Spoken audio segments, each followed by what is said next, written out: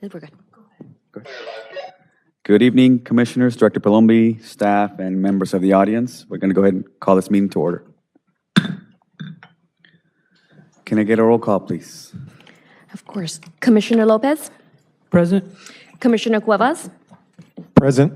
Commissioner Morales, Present. Vice Chairperson Lomelli, Present. Chairperson Medina, Present.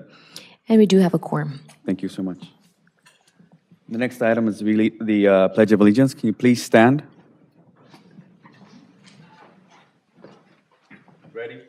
Begin.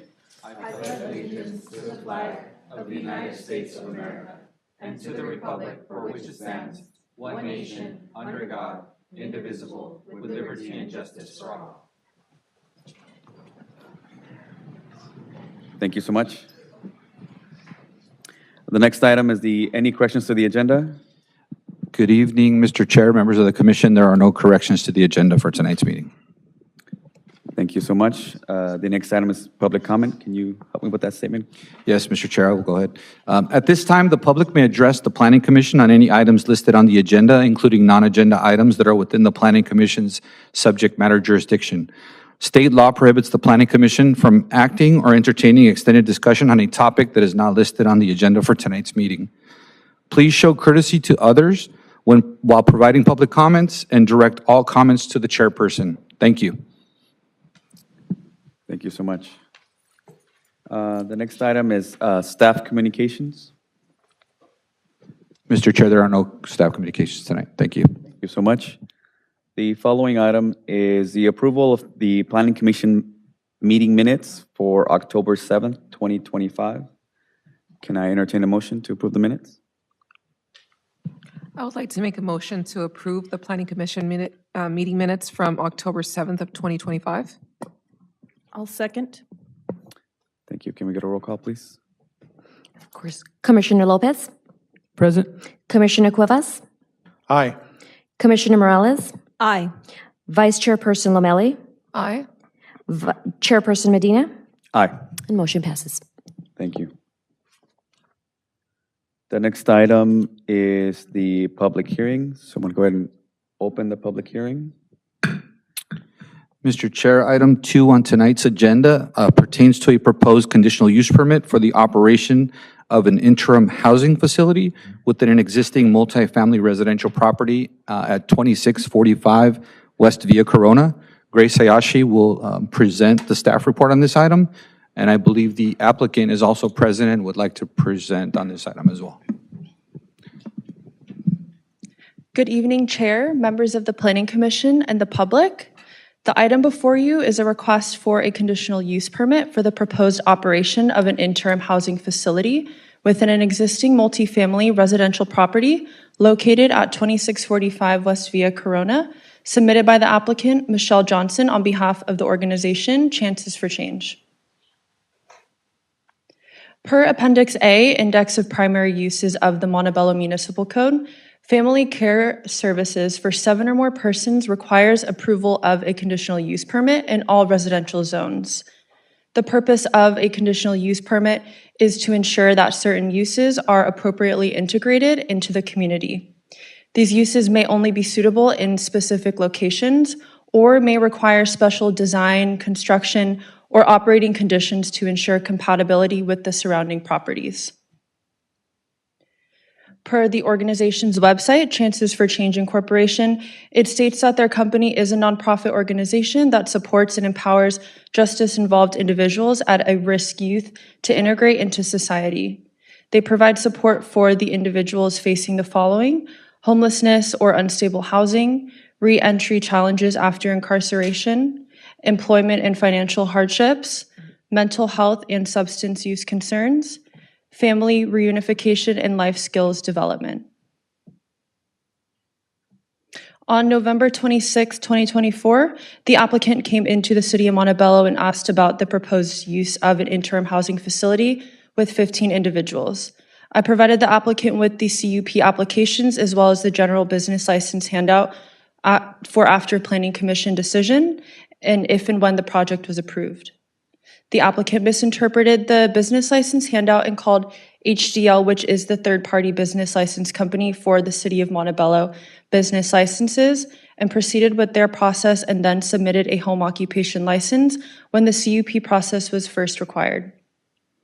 On April 14, 2025, the home occupation license was issued, and the home occupation license is for an office use within a residential home, and that was an invalid representation of their business operation, and staff approved this due to the standard conditions listed that the applicant agreed to when signing the home occupation application. On June 9th, 2025, an adjacent property owner filed a complaint with the city's Code Enforcement Division regarding the increased activity and high foot traffic associated with a reported residential care facility operating due to the number of occupants that were living on the site. On this same day, staff contacted the applicant and confirmed there were 15 people living on the site and informed the applicant that this type of use is not permitted under a home occupation and that a conditional use permit would be required. On June 10th, there was an exterior inspection conducted by the Code Enforcement Division as they received a complaint regarding unpermitted mesh along the wrought iron fence, as well as 15 lockers being visible from the public right-of-way. On June 21st, 2025, the applicant filed an application for a conditional use permit application to operate an interim housing site, and staff issued a deemed complete letter that same day. Then on June 23rd, 2025, the applicant received the formal revocation for the home occupation license due to the unapplicable correlation. On October 30th, 2025, staff conducted an external site visit. The project site is zoned multifamily residential with a neighborhood land use designation. The site is surrounded by other residentially zoned properties, and the immediate surrounding land uses are neighborhood and parks. The property is currently developed with a primary single-family dwelling and an existing two-car garage and an accessory dwelling unit with a total of 8 bedrooms on the site. For reference, the full set of plans are included in Attachment B of the staff report. The project site measures approximately 5,775 square feet, 0.13 acres, and the building square footage is approximately 3,302 square feet. The proposed interim housing facility is situated on West Via Corona Avenue, near its intersection with North Garfield Avenue, also near Ashia Park, Learn Academy, and Time Banquet Hall.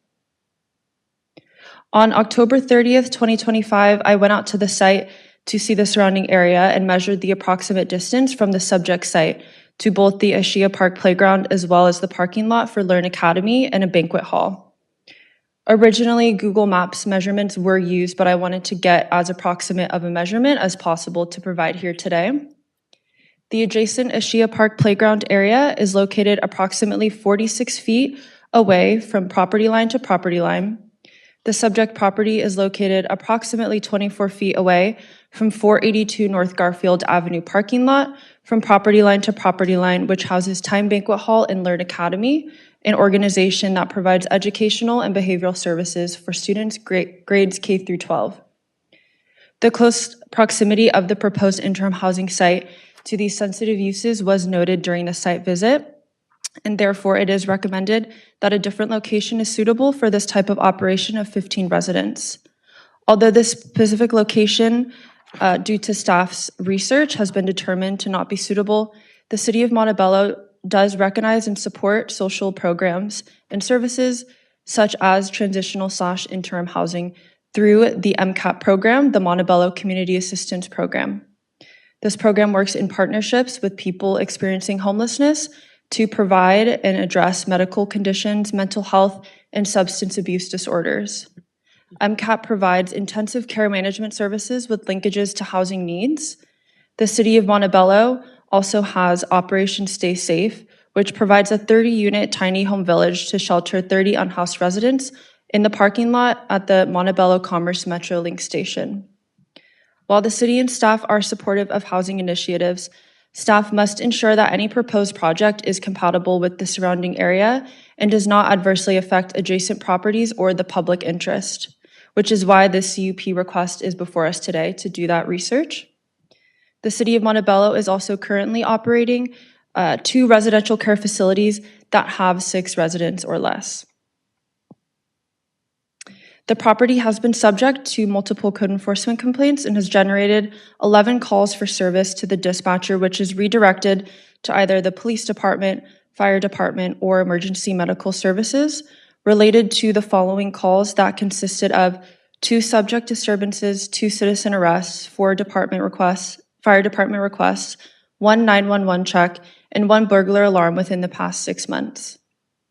Based on communication with the applicant and code enforcement case logs, we have estimated there have been approximately 8 calls for service with 15 residents on the site between April 25th, 2025 and July 8th, 2025, and approximately 3 calls to the fire department for fire requests between July 8th, 2025 and August 17th, 2025, with 6 residents on site.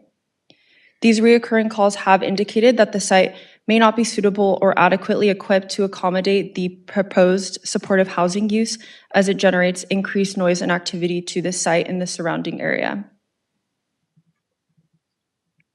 Case number PC-2025-0006 CUP qualifies for a statutory exemption under CEQA guidelines section 15270, projects which are disapproved. This exemption applies to projects that a public agency rejects or disapproves. Therefore, if the proposed project is denied, it is statutorily exempt from CEQA review pursuant to section 15270 of the CEQA guidelines. Oops. On October 23rd, 2025, the public hearing notice was mailed to the owners within the 300-foot radius from the exterior boundaries of the subject property. And on that same day, the public hearing notice was published in the Daily Journal, Whittier Daily News. From October 24th to November 4th, 2025, staff received 16 letters of opposition and 1 letter in favor. 1 letter of opposition was from the director of the nearby school, Learn Academy, and then the 1 letter in favor of the project was received, and it was by a current resident at the site. We also received a petition letter in one of the opposition emails with signatures of surrounding residents and property owners.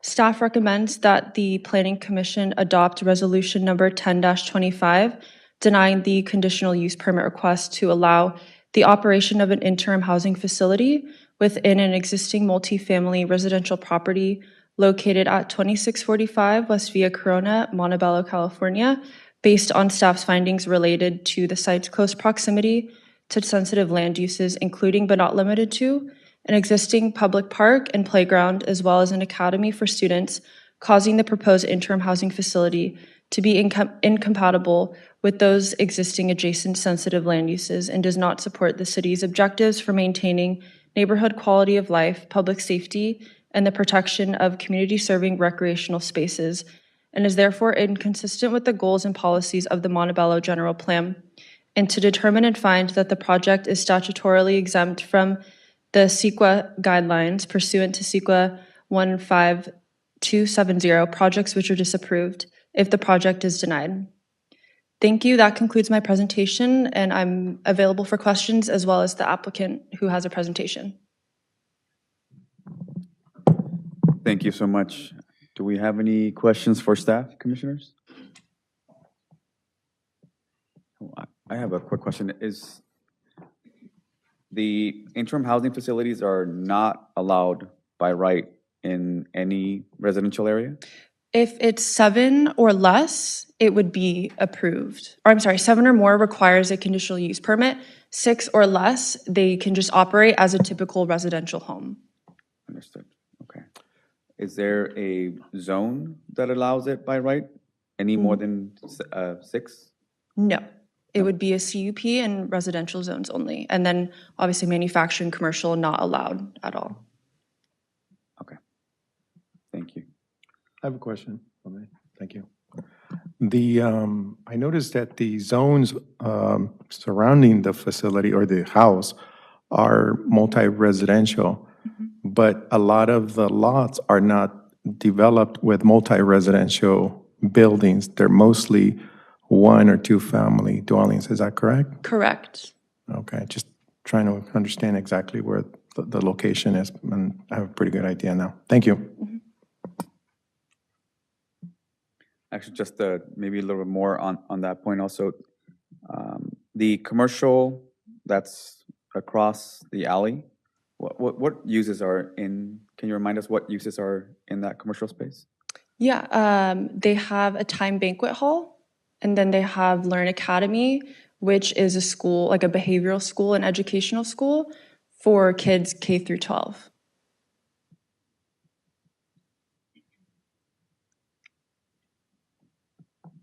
Thank you. Any more questions for staff? I do have, Yes. is that the Time Academy, is it still running that school, or is it currently? Yes, it's Okay. currently So still it's, operating, and they have a business The license business as well. is on, okay. Yes.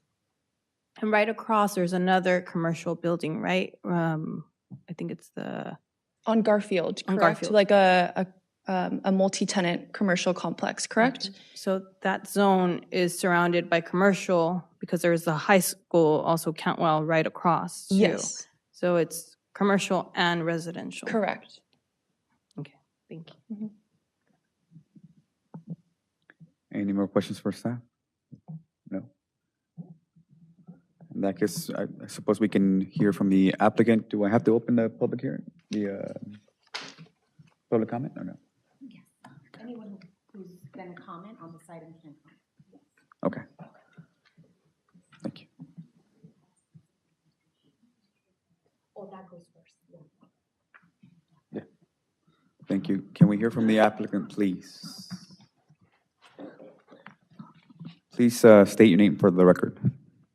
Good evening, Commissioner, City Council Chambers, City staff. My name is Michelle Johnson, and I am the founder and CEO of Chances for Change. Thank you for allowing us to come out tonight to represent our project. Who's flicking it? The next slide. Oh, I'm flicking it. Okay. Okay. So, on or about November of last year, we were contracted with the Department of Mental Health to open up an interim housing site in Spot 7. At that time, I approached, I can't say last name, Grace, but I approached Grace at the City Hall and got the cup information from her, and she gave me a phone number if I had any follow-up questions, and I proceeded to move forward with the cup application. When I called to find out about the radius map, the guy on the phone gave me the wrong information, and I ended up submitting the application for a home occupation permit at that time. In June, after we started our program in May 1st, we started receiving clients with that permit. On June the 9th, the neighbor came to the gate because we had amnesty lockers because we support housing first and harm reduction in the program. The neighbor came and asked me about the lockers. And at that time, I stated my phone number and I gave him the permit that was issued to me by the city of Montebello. Ken took the permit to you guys, and she called me and told me that we had the wrong permit. It was never our intention to open the site without being properly permitted. Grace was my first point of contact after we were awarded the contract from DMH. Okay? So our purpose to be on Corona is to bridge housing in Spot 7. I understand y'all got programs out here, but we came to Montebello just to help, right? We didn't come to cause no problems. The 11 service calls, there wasn't no citizen arrest. We had 4 false alarms. We have an alarm system that's connected to the police department. We got 24-hour staff. We had 4 alarms, false alarms. 4 fire department calls this lab. We had a client that was really, really sick. 1 accidental call, and we had 2 disturbance calls from my staff. The whole time we've been here. The noise, the banquet hall rents their property out every weekend. Behind our house is an alley, It's a gate, and it's the other side. She showed you the other side of the gate is the bank hall. Those people congregate over there when they rent that hall out. That's where the noise is coming from. Our program has a curfew. We have guidelines. Our clients are in at 11, and curfew quiet hours is from 10 to 8. There's no movement nowhere on our site. So the noise complaint, I got a call from one of the residents because they have my personal phone number. I've tried to be a good neighbor since I've been here, and he called me and told me that there was noise. And my security staff, we got 24-hour security. Unbeknownst to me, that the banquet hall was behind there, let me know that it's not our house. It was the people from the party that they were having. So that's where the increased noise came from. None of our clients have no vehicles or none of that. These people, our clients come from homelessness. So the foot traffic and all that, it ain't coming out of my house. You know, our client, and if it is foot traffic, they either going to school or work. It ain't no hanging out in the front yard. We've been a good neighbor. They don't smoke. They don't hang out. They don't bother nobody.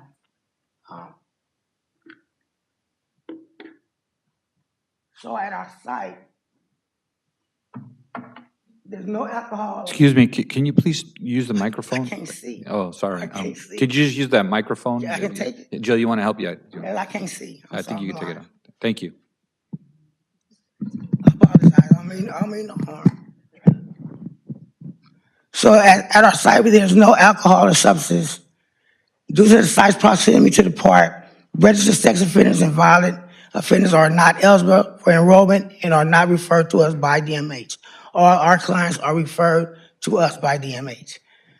Participants receive and sign house guidelines upon intake. The program is committed to maintaining a safe, respectful, and supportive environment for all the participants and the surrounding communities and neighbors. Case management and housing navigation services are available for participants who wish to engage. The facility is staffed 24 hours a day, 7 days a week. They're somewhere there every day of the week. All staff are trained in CPR, trauma-informed care, and harm reduction practices. So,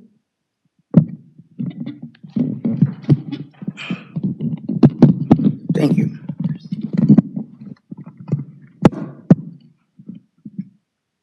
So that's the end of my presentation. I'm just gonna say that we came just to be a help. We haven't caused no problems with anybody in the neighborhood. We haven't been a disturbance. We haven't been loud. We haven't been nothing. We just helping people get on their feet and move on with their lives. Thank you for letting me be a part. You have any questions? Y'all have any questions? Thank you. And if you have any questions about the DMH contract, we do have some representatives from the DMH that's here to answer your question. Gotcha. What was your name again? I didn't catch your name. My name? Yes. My name is Lucille.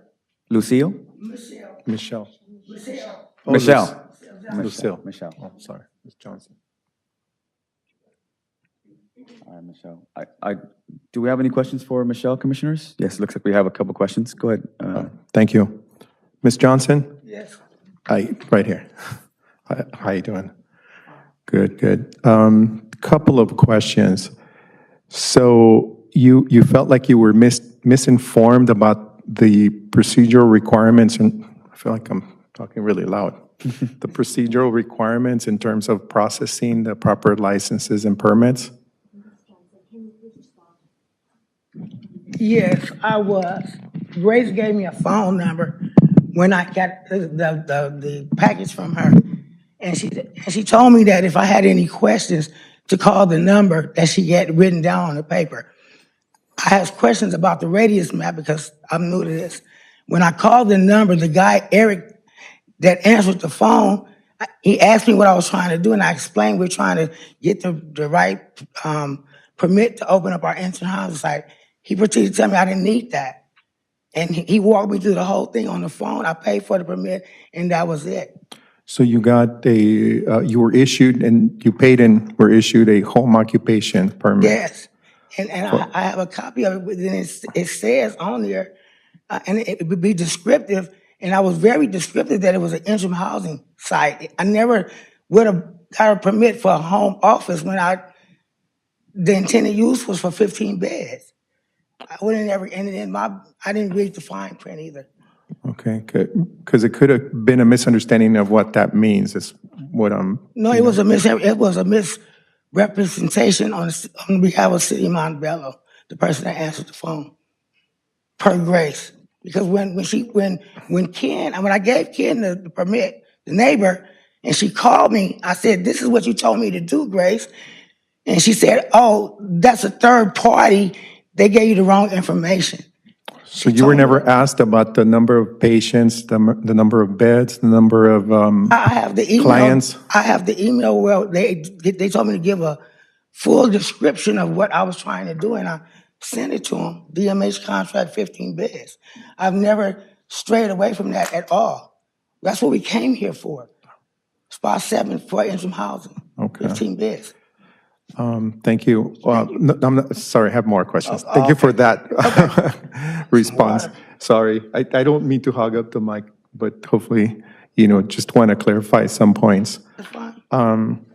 So you were not clear about the number of beds and the requirements that were necessary for a conditional use permit. I think you called it a cup earlier. That's funny. I never heard anybody call it that, but that's Conditional use permit. right.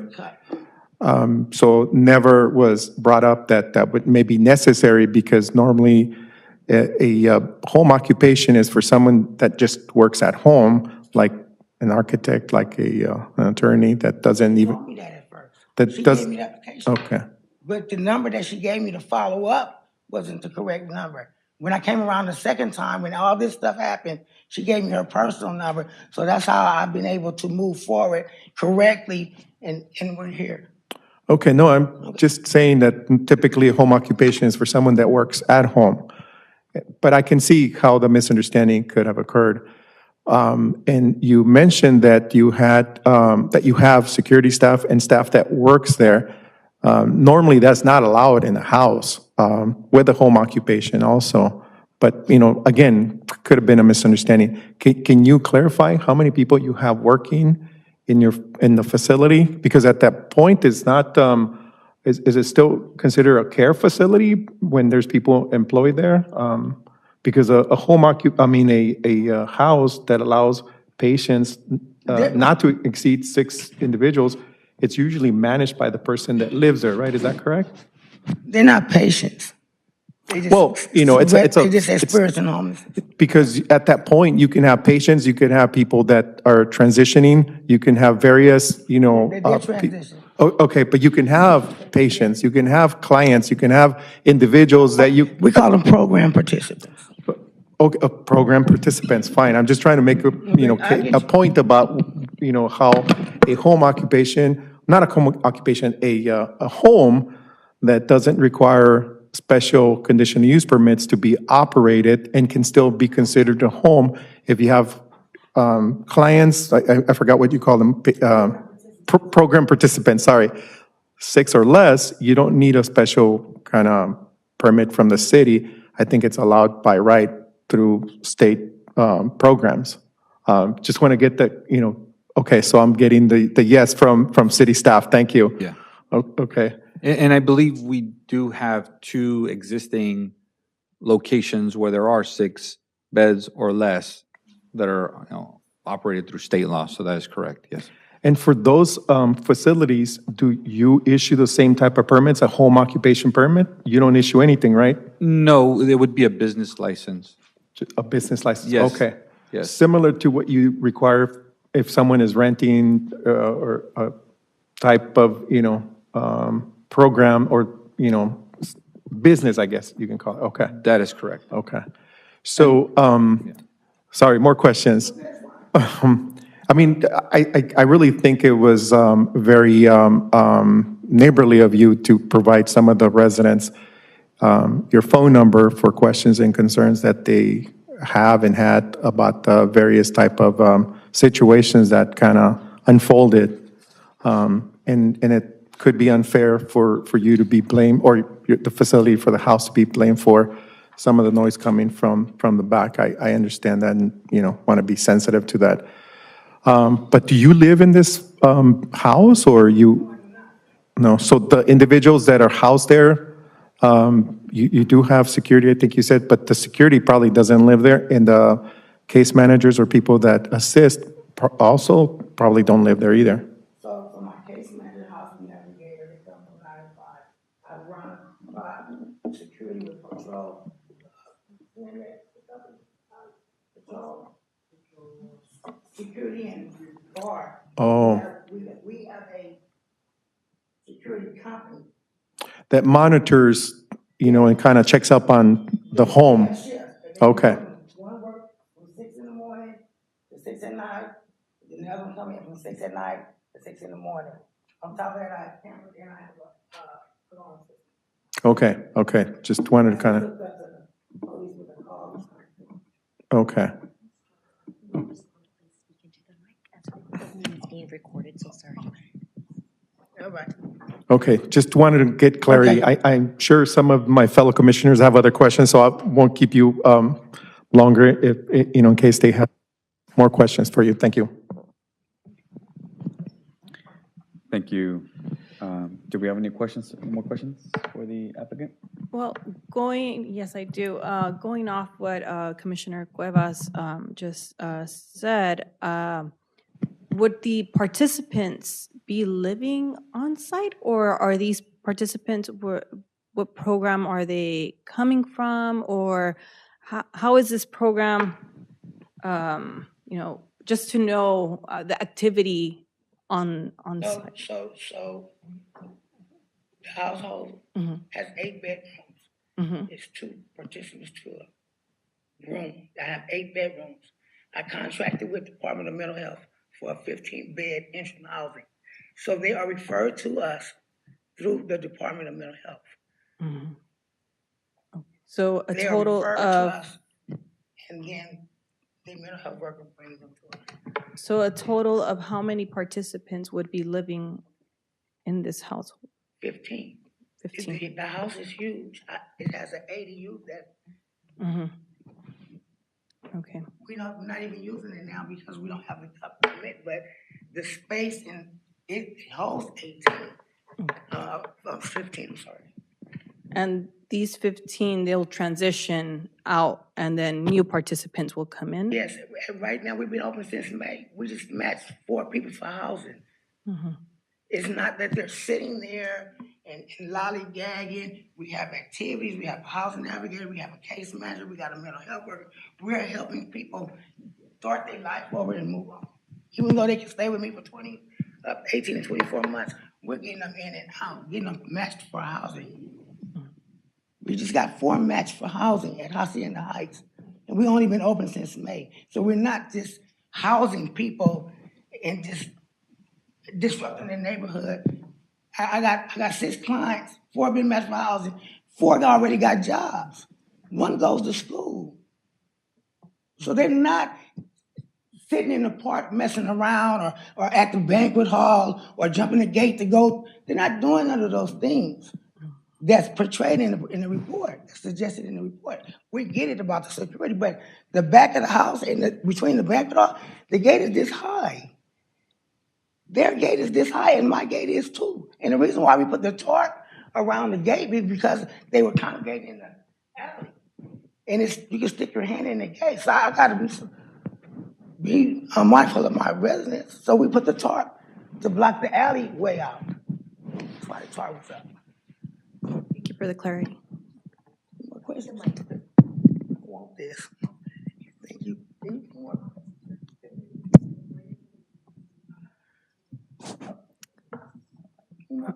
I have a question. So just to clarify, you're contracted through the Department of Mental Health?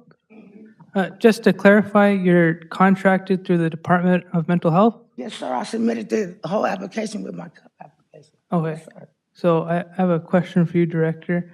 Would it not be customary for the department to go through the city of Montebello first before any kind of CUP happens for this kind of facility?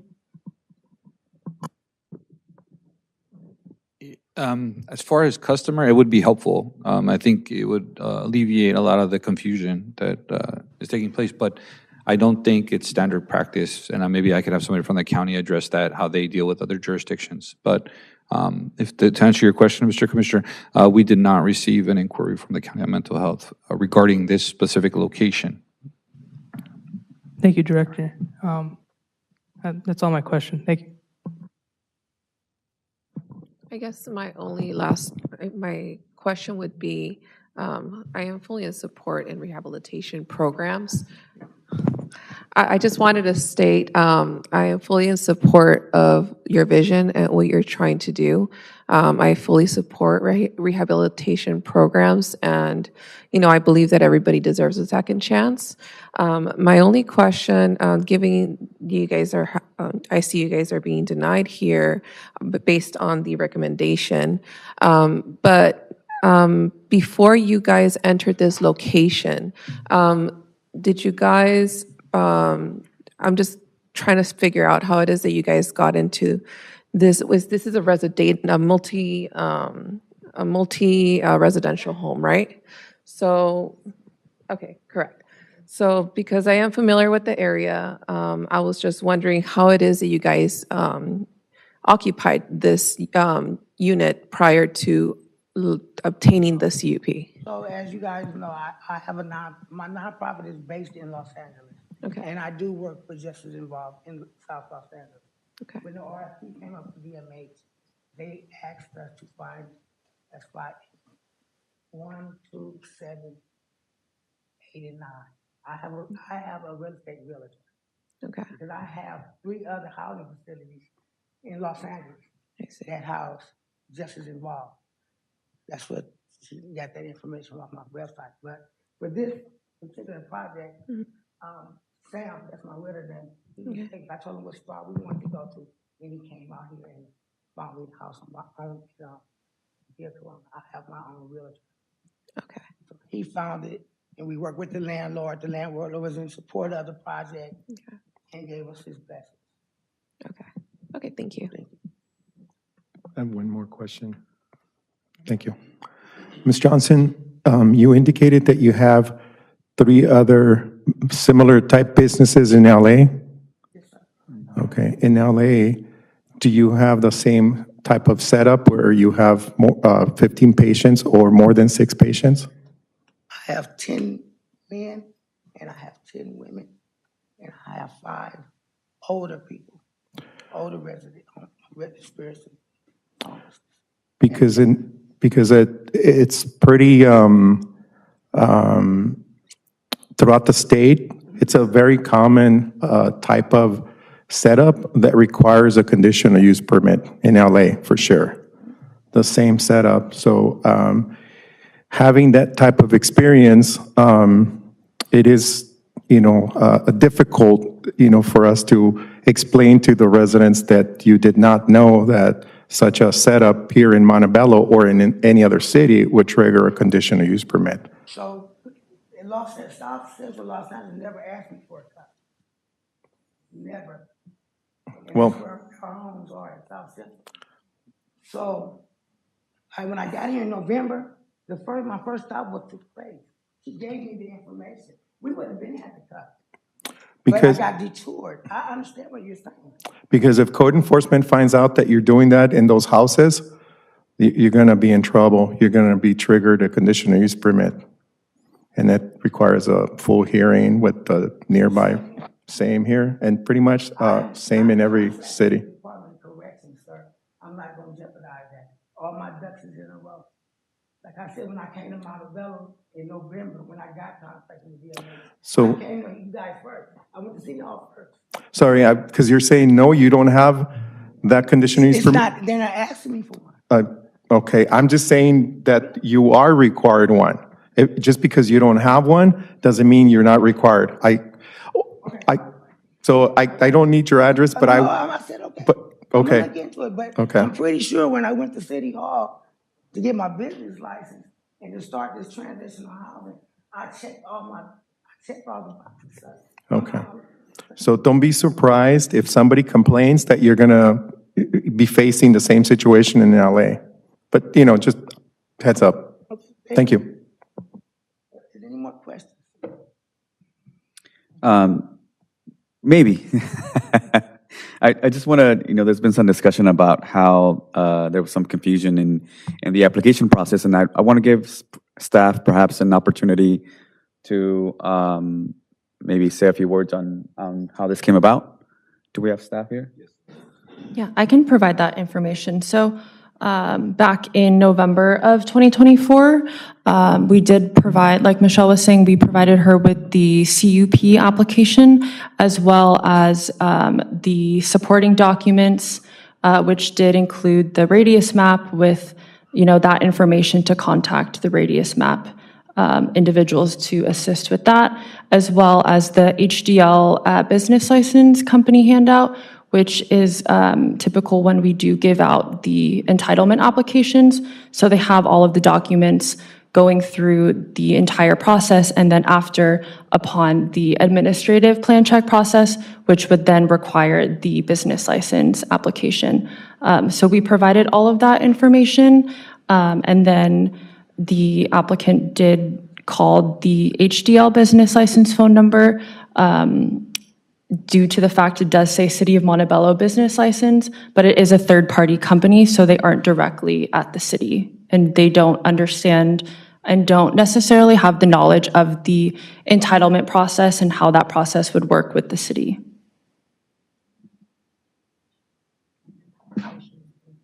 As well as the home occupation provisions, they have their understanding of that process on their end, being the internal department to work with the applicant, but we are like the middlemen with the home occupation application. So we are the ones that essentially are approving and denying these business license applications and making sure it complies with the code.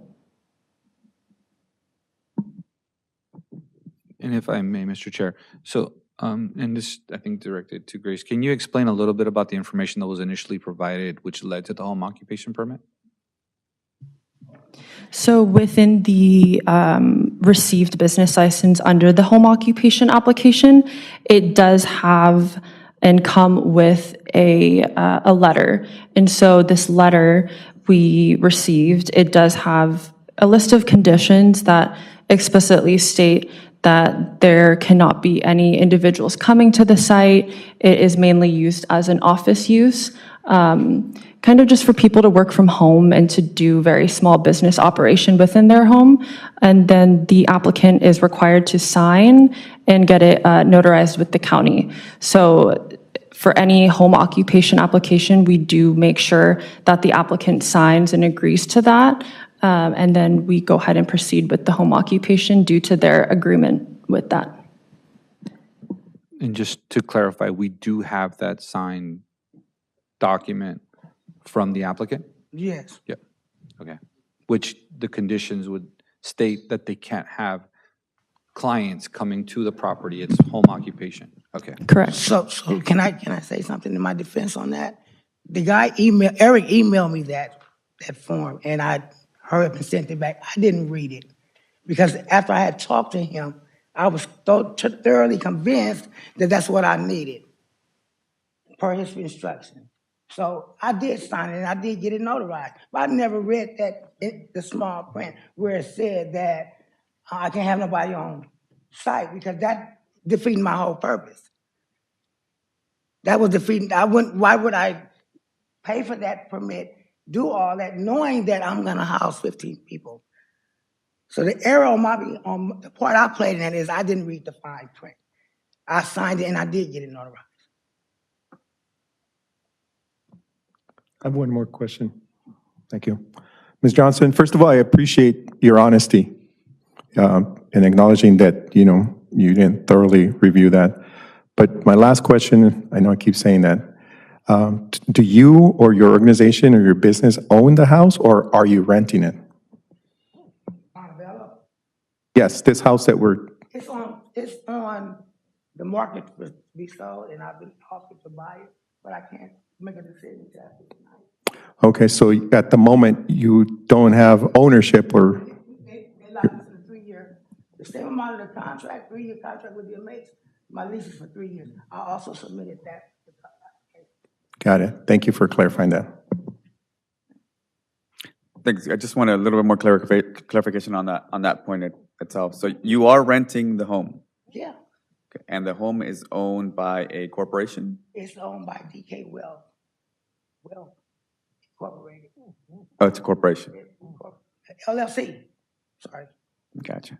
Okay. And in that lease, you do state that you would intend to run it as a interim housing facility? The lease is, I submitted with my company, the lease is under chances for change with the intent for a 15-bed interim housing facility. And I have a support letter from the landlord. I've been there a year now. It's a Okay. commercial lease. I see. Okay. Any more questions for the applicant? No? Thank you so much, Ms. Johnson. Appreciate it. Right.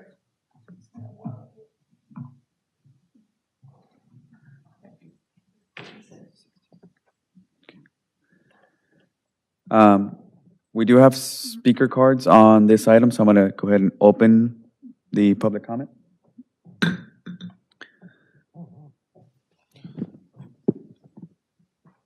The first speaker is Raymond Howard.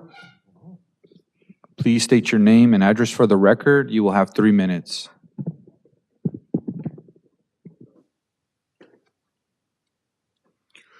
I want to thank everybody for allowing me the opportunity to come out here and share on behalf of the organization. My name is Raymond Howard.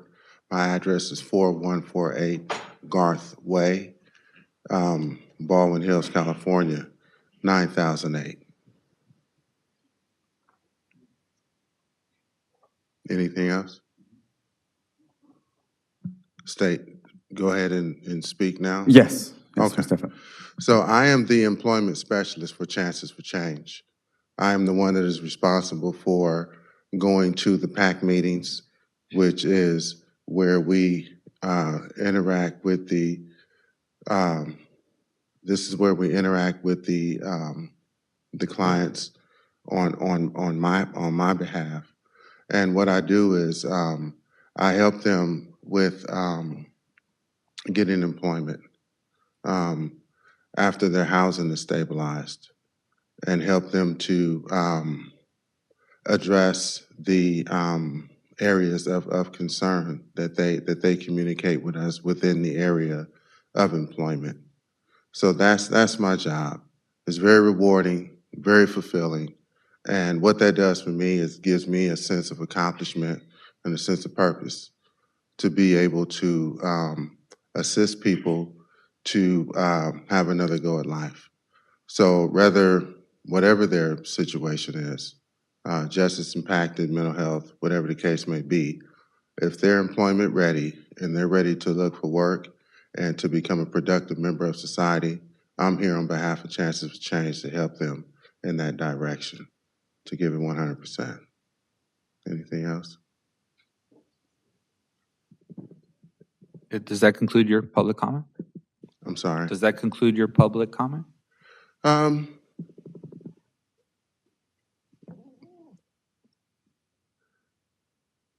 would like to add this piece right here that I've been in this field for a period of time, and I have history working at other facilities. Michelle's organization is the most fulfilling and the most rewarding, because what it does is we're pretty much, I would use a term coined as boots on the ground.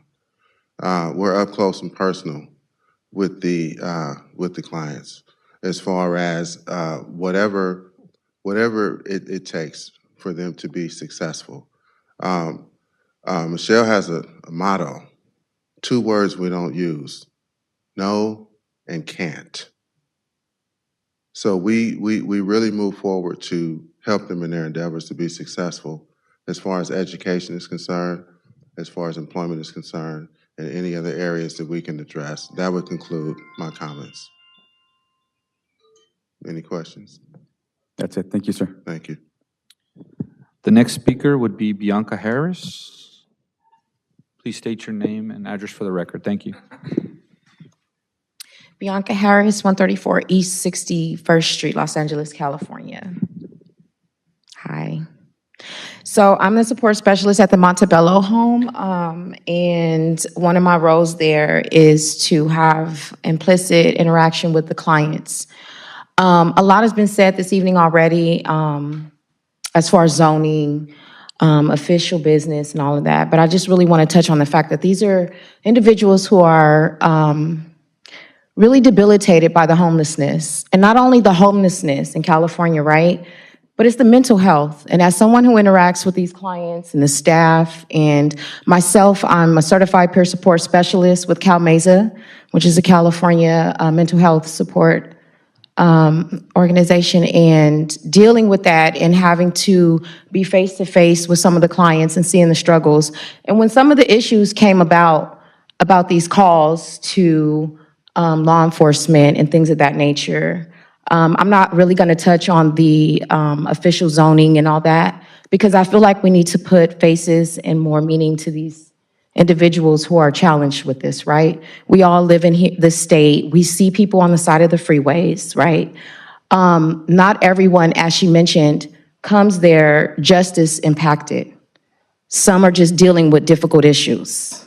And I don't want to get emotional, but it's hard to, because it's tough when you're looking at people struggle to just get out of bed or want a place to live or be able to go outside and have a sense of normalcy and just look at people be able to live their lives in a very good neighborhood. And I don't want to take anything away from the city of Montebello, but I will say this vehemently: I feel everybody has a right to live wherever they are contributing to.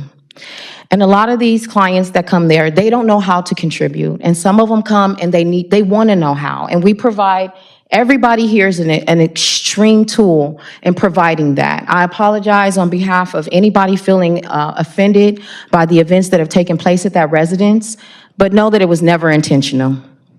We're simply trying to provide a service that helps. And again, I understand the legalities and I understand the issues with zoning and all those CUP applications. That's out of my scope of practice. My scope of practice is actually knowing people and seeing them struggle every day. Lately, people feeling like they don't want to go outside, our clients feeling like they don't want to go outside because, the neighborhood is complaining. They're feeling less than. They're feeling like they can't have an opportunity to have someone. We've come in support of them. This is not about us. These are our family members. These are our neighbors. These have been, sometimes it could be us. And I just want to kind of interject that humanity into this room this evening with everyone. I don't know how much more I can say because it's been a journey. I've been there through those times where we had the 15.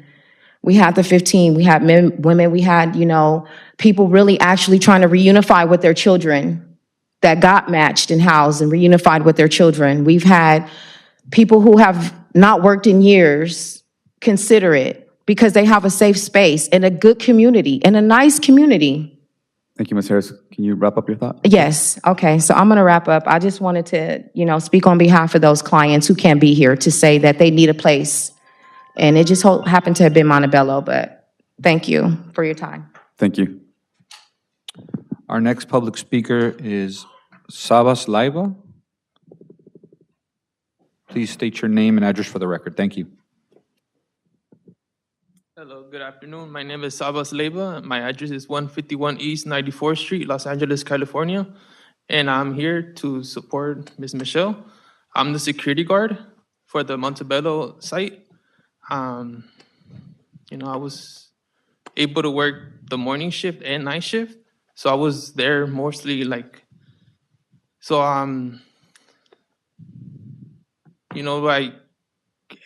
the comments with all the noise complaints and everything, I just want to say that all the noise that was complaining of the noise that was coming from, it was coming from the back. On the back of the housing, there's a school, the elementary school. It's also in the night when the school's over. They rent that place out. It's a party. It's a hall, where you could rent it out. And they start throwing parties since Thursday, Friday, Saturday, and Sunday. and that thing, it gets packed. Like, the street where we're at, there's literally no parking at. And then all the people that come from there, from the party, they all come from they all park on like in the parking, like in the block. They take so all that foot patrol is coming from them. So all the noise and everything, and then besides that, before even all the clients came in to live there, in the park, there's no fencing, there's nothing, literally, like no cops come in, and there's a lot of homeless people that come in the afternoon. And I was there like before the clients came in, so I was there. So there like at first there was these two ladies living there like in the playground in the afternoon. So like every day in the afternoon they will come, set up their little living space, and they will scream nonstop. I don't know if like they'll start screaming and they like literally they like sleep there and like leave in the morning. So I'm like, there's literally like no supervision in that park. It's literally like, it's like, how the house is surrounded by the alley? All these people use the alley to access that park, to get in and out. Where I come from in LA, the parks have curfew. You can't be at the park like around 8. There's a police officer already there kicking everybody out. In that park, I don't see no supervision, nothing at all. So I'm like, these homeless, or the people that are already living there in the streets, they all come there. So I'm guessing like, with the confusion, oh, this is a shelter, homeless, I see where the confusion is coming from with the neighbors, But like as Ms. Michelle states, our facility has curfew. There's, the clients can't come out at certain times, So there's no foot patrol, So everything else is literally like the neighbors, the homeless people already living there, hanging out at the park, that they're every day, every afternoon they're there, So there's like even before you even got there, because I'm telling you, I was there before the clients were there. There was already noise from 5 p.m. The homeless start coming into the park, Thank you. Can you wrap up your thought real quick? and that'll be all. Thank you, sir. And you provide security services for the facility? Yes, Understood. Thank you. you're welcome. Our next speaker is Luis Antonio Camano.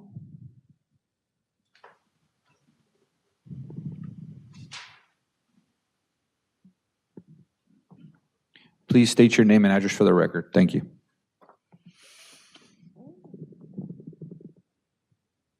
Hi, everyone. My name is Luis Antonio Camano. I'm an owner of a resident right in front of the facility. My address is 2636 West Villa Corona. And as a neighbor, since they start all this program on this house, I just see the quality of my life. It's changing. I don't want to say bad things or anything, but so I have 3 kids. I don't feel like safe. I have a 6 years old, and just the playground. It's not like 40 feet like they stated on the picture. It's just literally like 20 feet, and since that happens, it's like a year ago. I don't bring my kid to the playground, and that's how I feel. My lifestyle change. That's gonna be all. Thank you, Luis. Appreciate Thank it. you. Our next speaker is Susana Guia.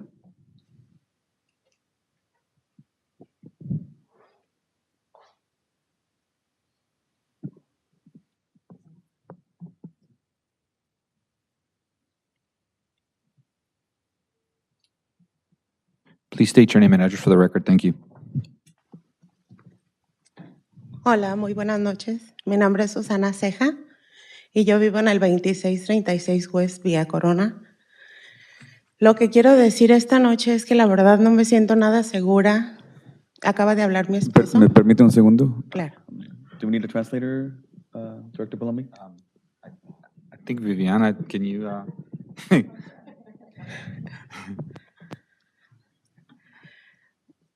Desde que comenzó el proyecto, la verdad no he podido llevar a mi niño al parque porque no me siento nada cómoda. Y no es que tenga nada en contra de nadie, pero sí la situación se pone un poco tensa.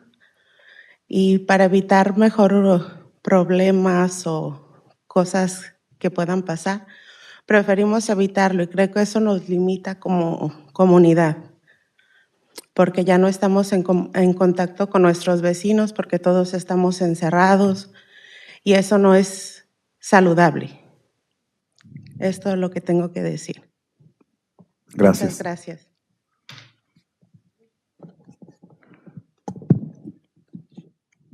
Since the project started or was implemented, she hasn't been able to take her children to the park. She hasn't been going to the park, and she's remained indoors for fear or just feeling uncomfortable because of the use that's in close proximity to her house.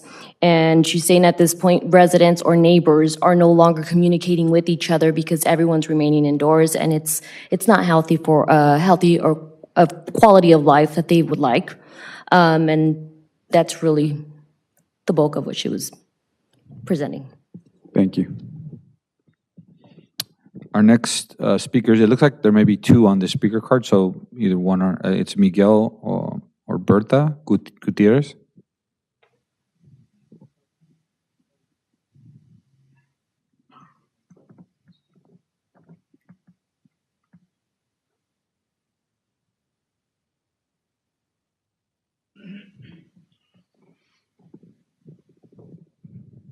Please state your name and address for the record. Thank you. Mi nombre es Berta Gutiérrez. Somos mi esposo y yo dueños de 525 y 527 Vía Luneto. Le rentamos duples a mis hijas, a Carmen y Victoria, que viven allí, y cada rato me dicen que están preocupadas porque cada rato miran police cars y trocas de bomberos. Y tampoco no se sienten a gusto. Entonces yo lo que me preocupo también es de que si se salen ellos y luego se dan cuenta del problema, de lo que está allí, ya no vamos a poder rentar fácil, pronto. Y que están muy preocupadas y son mis hijas. Y también tienen una niña y también nos la sacan al parque y también nos la quieren sacar para afuera. Ay, gracias. Gracias. Ms. Gutierrez shares the same sentiment as the previous speaker. She says she owns a property in close proximity to where the project site is at, and her daughters reside there. And she says that her daughters are constantly letting her know that they are seeing a lot of foot traffic, necessarily specifically related to police vehicles and fire trucks.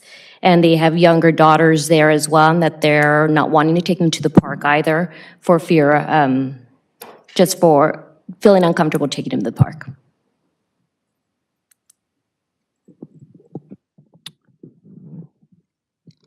All right, our next speaker is Vasken Demirjian.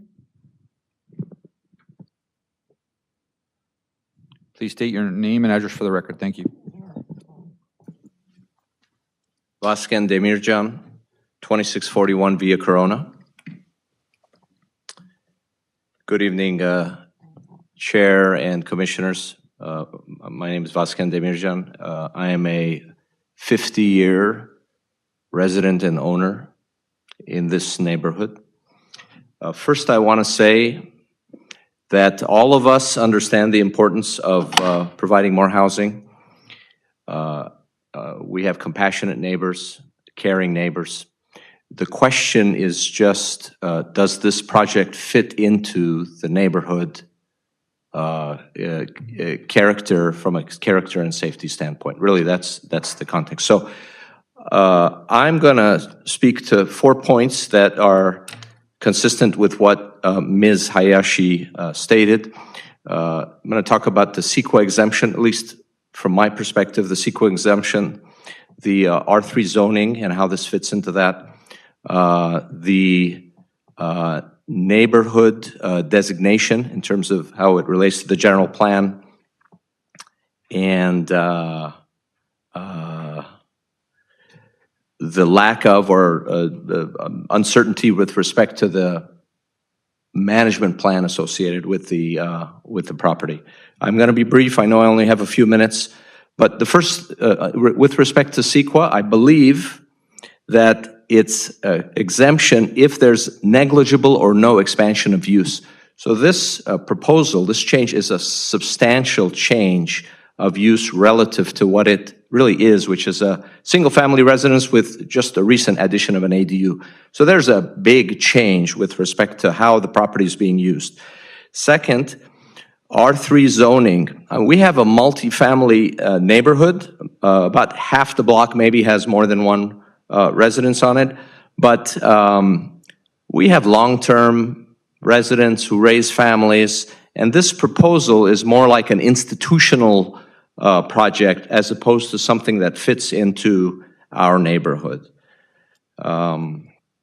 Third, and I think Ms. Hayashi referred to it, the city's general plan emphasizes long-term residential stability, and the frequency of resident turnover and the institutional activity associated with this project is inconsistent with the city's general plan. And then finally, you know, we really don't know what the plan, I mean, who's on site, who's managing, coming, going. We have no concept of that, and I was surprised to learn how many calls there have been in just this short period of time. So it's not inconsistent to expect that that would continue or grow over time. So again, I would urge you to deny this application, and thank you for taking the time to listen to me. Thank you, Mr. Vasquez. Appreciate it. Our next speaker is Elias Canelos. Please state your name and address for the record. Thank you. How you doing? Elias Canelos, 2603 Via Corona, Montebello. First of all, I can appreciate everything that they're doing, try to help homeless people and people that need rehabilitation. I understand that completely. As far as the location, it's not suitable. Now, you know, I live in the neighborhood. I have my children, I have grandchildren. There's a lot of children in the neighborhood on the block. And people are coming in, mental health issues, maybe drug issues, homeless, all that stuff. Now, they need a special place to be, not somewhere in a residential neighborhood where there's parks that we no longer take our children to, and homes and people that live, elderly people, young people. Just, it's a residential area, family-oriented, kids, and a lot of people don't go to that park anymore. I'm not saying it's anybody here in general, but since the house did open up a while back, it's changed in the activity at the park, the people walking around the neighborhoods, talking to themselves, smoking, things like that has changed drastically. I see it on my camera. I've seen people on my camera that came from that house. Now, like I said, I'm not saying anybody in general. I'm just saying it's not an appropriate place for this home. I can appreciate the fact that she's helping people. That's great. That there's a lot of people that need help. It's just not the proper location to place a home like this, having mental people in and out. And another issue is that some of these people may not stay. And where do they go after that? They end up roaming around the parks or roaming around the streets in our neighborhood. So all that's got to be taken accountable for us. A home like this and a situation like this does not belong in a residential neighborhood so close to schools, so close to so many young children, so close to the parks. That park is trashed. And that needs, since I'm here, that park needs some major work. And that's all I got to say. Appreciate your time. Thank you, Elias. Appreciate it. The next speaker is Jacobo Fernandez.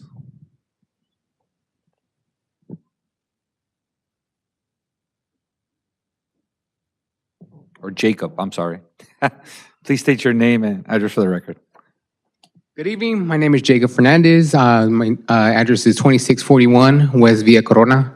I want to say, I appreciate all the work that this organization is doing, and I do encourage them to continue their work. However, like many of the residents are saying, it's really concerning to have children that are right next door. I am right next door. My daughter's room is right next door to their home, and we have a glass door that is her entry and exit way. And every night, I do have to check that door, even though they say they have security or they're monitoring it. I, as a father, have to check that door every night, every day, just to make sure that my daughter is going to be safe. She is a preteen. I have a 6-year-old son. We do go right around the block, and that is something that is a concern. The concern is the homelessness that is around that park, and I think that it encourages them to be there because of the home. So I think that's another concern that you guys need to work on besides that, because there's people in those vans that are just parked there and they're just waiting right there. My daughter, we can't walk around. I can't let my kids ride their bikes alone. I'm always with them. You know, it's not like how back, like, you know, when you be like, all right, I'm gonna go play outside. Give me a minute. I have to be out there. So there is a concern for safety on my end because I am a father. That's what my job is, to make sure that my kids are safe. And like I said, and I was the one that called Michelle because there was loud noises. I called her, I texted her, I said, hey, there's a disturbance in front of your home. You might want to check on it. It was all good and dandy, but until she responded, she knocked on my door at 1 o'clock in the morning, trying to, you know, settle it instead of waiting for the next morning. You know, a little hostile to me, and I didn't appreciate that. And as a neighbor, there's a time and a place for you to come talk to your neighbor. I just text you to give you a heads up, to let your security know, hey, something's happening in front of your yard. Had you, you know, text your security that's there, it would have been fine. We could have handled it in the morning. That's all I really have to say. Like I said, my biggest concerns are my kids, my daughter's door, and, you know, the cameras that I have to, that we installed, just to make sure that I know for peace of mind that my daughter's gonna be safe at night when I'm asleep. That's all. Thank you, Mr. Fernandez. Appreciate it. Next speaker is Noelia Mesa.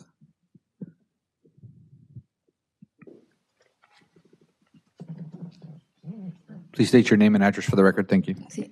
Buenas noches a todos. Mi nombre es Noelia Mesa y vivo en 2641 West Vía Corona. Y aprecio lo que están haciendo ellos, pero para mí tampoco no es seguro, porque a mí 2 veces la security me llegó a cuestionar que dónde me estaba estacionando y me llegó a cuestionar dónde vivía. Y me quedé así, digo, ¿por qué? Y por seguridad. Y yo me quedé así, ¿seguridad de qué? Yo no sabía que ese era pues de homeless, honestamente no sabía. Y de momento pues sí me dio como un poco de miedo porque pues yo cada vez veía que venían carros, iban carros, y yo decía, ¿qué está pasando? A veces me siento insegura. Yo tengo una adolescente, también 19 años, y ya me ha tocado ver que luego salen a fumar en la esquina del parque y no me siento segura porque yo me voy a trabajar y luego mi hija se queda en el día ahí. Y sí, para mí sí es preocupante que sea así porque a veces hay veces que llega a oler hasta marihuana y pues como que digo, no está bien porque no me siento segura honestamente. Entonces, para mí no es un área como para mantener una casa así, porque yo sí he visto que llegan y hay carros a veces que llegan a tomar fotos y no sé ni por qué. Me ha tocado ver una BEM gris que como 3 veces estaba tomando fotos, pero yo hasta me dio miedo porque aquí le está tomando fotos y hasta me dio miedo preguntar por qué estaba grabando o a quién estaba grabando. Entonces, todo lo que puedo decir, no estoy de acuerdo que esté el proyecto ahí. Gracias. Gracias. Our next speaker is. Did you want to have Oh, sorry. The translate, so sorry. It'll be brief. So the resident is saying that she feels unsafe, and at one point, one of the securities asked her where she was parked, and she said for her own safety, she wanted to know where she was parked, and she felt uncomfortable with being asked that question. She also says that they congregate to smoke, maybe the corner by near the park or in close proximity to the residence, and that she's constantly seeing vehicles, and specifically a gray truck or van, taking pictures and maybe video, possibly video of the home, and she's afraid to ask, but she sees a lot of vehicular traffic focused on that property, videotaping or taking pictures, and she feels very unsafe because she doesn't know what is taking place at the site, and she's uncomfortable about that. Thank you. All right. Our next speaker is Servart Merodian.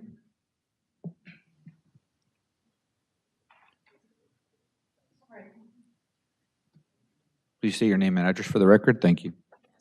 You almost got it. Sirvart Maradian, 2641 Via Corona. Oh my gosh, is that loud? I thank you for allowing us to speak. I've never done a planning commission before. This is at my age, it's a new thing for me. I don't have a lot of firsts in my life anymore, but this is definitely a first. And I didn't know what was going to happen. So Ms. Hayashi definitely went over some of the things I'm going to go over, but I'd like to reiterate.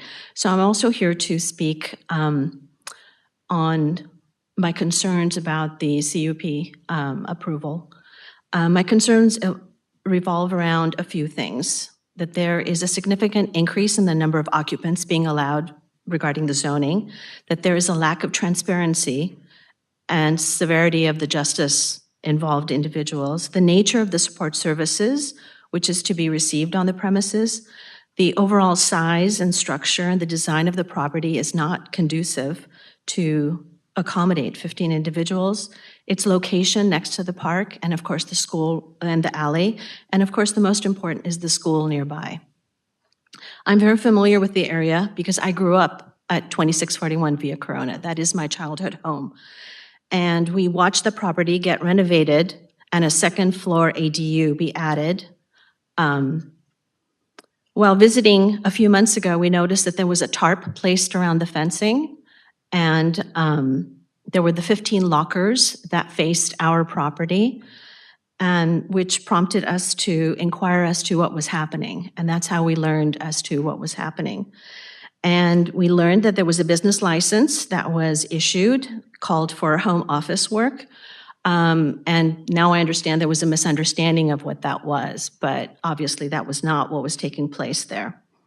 I think we all agree that mental health issues need to be addressed, homelessness needs to be addressed, but when you see the words justice-related, you have to wonder what kind of involvement were they in the criminal justice system, the juvenile justice system, were there misdemeanors, were there felonies?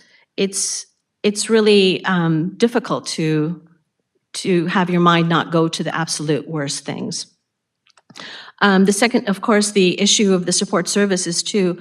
I had trouble understanding what kind of support services would be provided in a residential home, and how is that going to impact the overall neighborhood? You know, the traffic, the noise level, the different kinds of parking issues, the activities that were going to take place.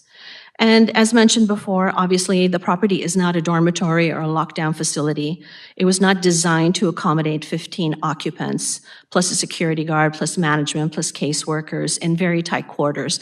Even though the house is redone, it's still a small facility.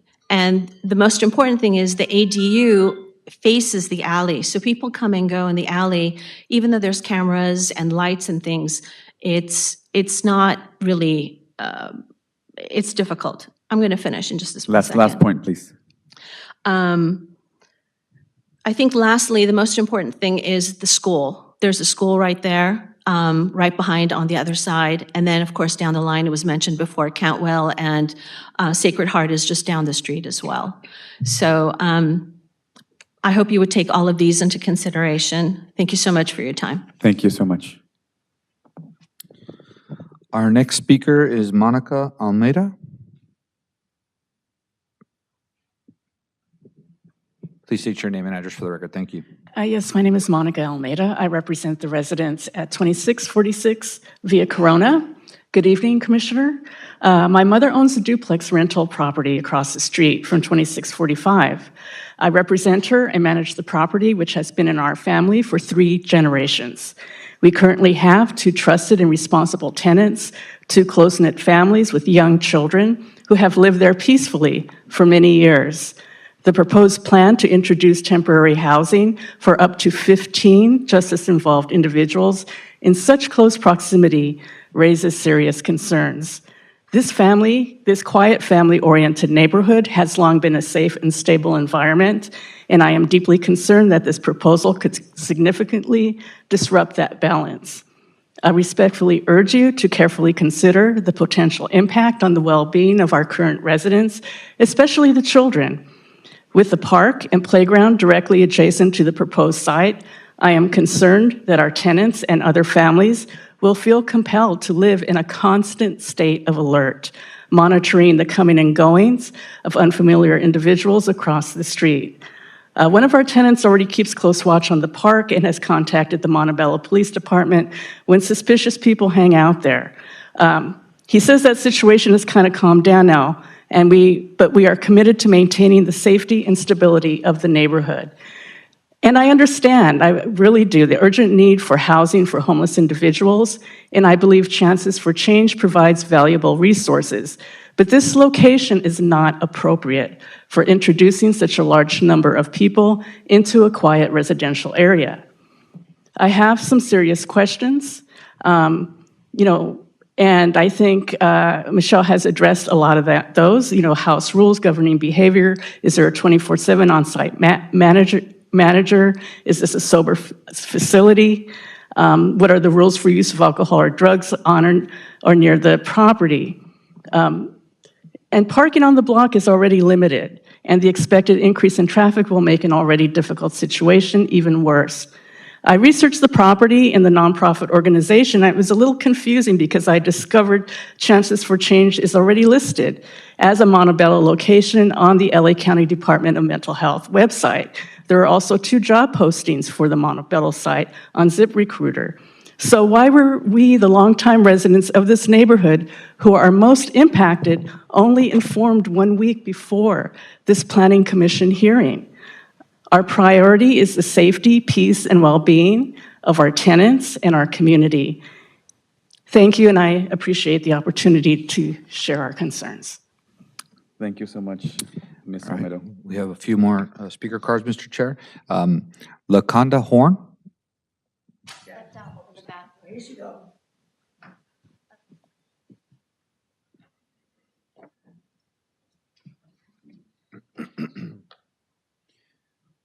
Ms. Horn, please state your name and address for the record. Thank you.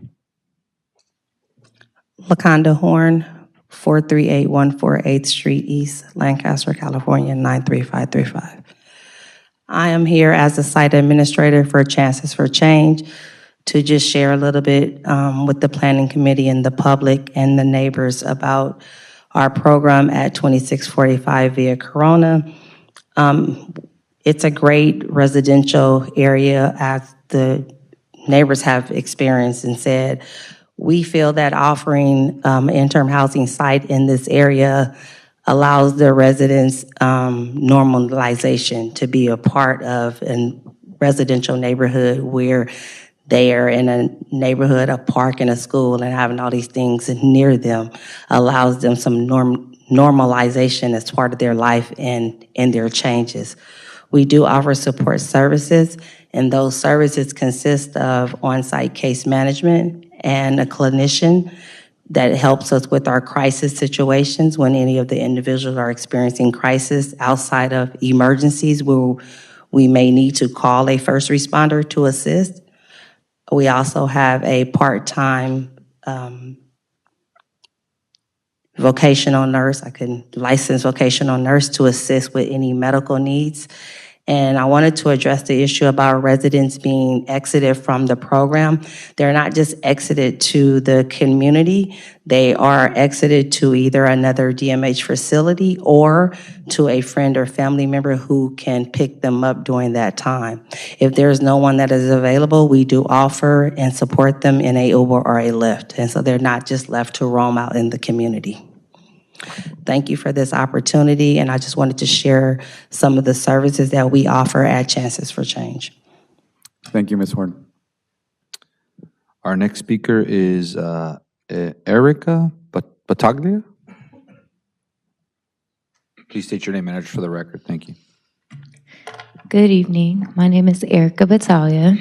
My address is 14865 West Maple Terrace, Panorama City, California, 91402. I am the licensed clinical social worker that contracts with Chances for Change to support the staff and the clients at the property. Well, I'm sorry, the participants. And just to give a little background about myself, I've been working in housing and homelessness for over 10 years. And I specifically enjoy supporting grassroots organizations such as Chances for Change in order to support them clinically and with training crisis intervention. I currently, right now, support the staff through crisis processing and training. As Michelle mentioned earlier, they are all trained in CPR, harm reduction, and trauma-informed care per DMH. Additionally, I support the participants with processing. I also provide clinical support if they ask or wish to do so, which I was just at the property this past Saturday and spent time with them at the park, not observing some of the things that were mentioned today. I wanted to clarify one thing, or a few things, but Chances for Change specifically, as Michelle mentioned, her primary source of contracts are not through DMH. This is her DMH contract that is not to house individuals that are justice impacted. The eligibility criteria for this program is that those individuals are experiencing homelessness and are in need of supportive services to transition them out of homelessness. So all of the justice impact talk is irrelevant to the residents that we're serving at this property. Another thing that was mentioned quite a bit is individuals coming into the Montebello area, and I understand that residents of this area are very concerned about their families, but I do want to mention that all of the individuals, all 6 men at the property are either residents, former residents, and have families in Montebello or surrounding areas within SPA 7. And so majority of them visit their families, their wives, former spouses, their children, their mothers within the area, either walking or taking short public transportation. And they do not have cars, so they are not taking up parking spaces at the facility. The other thing that I want to emphasize is the talk about the environment in commercial spaces and frequent individuals at the property. Because there is a commercial space that hosts parties behind the property, there is a lot of times that traffic that comes from that. Lastly, to end my point, I know that a lot of us are uncomfortable with homelessness and what that looks like and how that can present to our families. But unfortunately, Montebello, as well as SPA 7, does have this issue, and it is our job to support this in both our residence and commercial spaces. Thank you. Thank you, Ms. Erica. Appreciate it. Next speaker is Richard Hockey. All right. Please state your name and address for the record. Thank you. Richard Hawley, 2645 Via Corona. I'm a resident of the facility and I'm a client. I've been there for a little over a month now. The way I became homeless was I was in Whittier. I had a digital marketing agency. I employed 10 people, and I was diagnosed with secondary acute myeloid leukemia. And I battled that I had to shut my business down, and I battled that disease, the cancer, for 7 years. And I was then given something called proton radiation, which was very experimental at the time. And it worked, and it was a joyous occasion at the time. And my wife of 9 years 2 weeks after we got that news, had a brain aneurysm and passed away. And I kind of went off the deep end. Ended up homeless, have been for about 4 years.